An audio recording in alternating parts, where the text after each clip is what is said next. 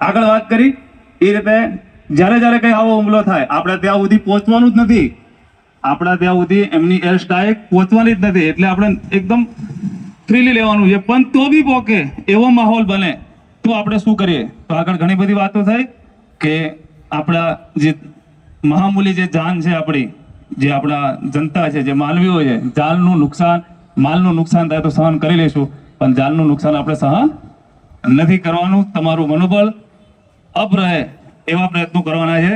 અને આપણા ઘરે અને આપણી સોસાયટીમાં, આપણી સિટીમાં, આપણા ગામમાં લોકો હંમેશા નીડર રહે અને શાંત રહે. કહેવાનો મતલબ હા એક વાત થઈ હતી ભાઈ એર ડિફેન્સમાં કઈ એ લોકો એર સ્ટ્રાઇક કરે તો ઘણી બધી વાતો થઈ ગઈ આગળ, પણ આપણે બધું જોવા બહાર નીકળતા હોઈએ છીએ કે ભાઈ સાયરન વાગ્યું છે તો શું છે.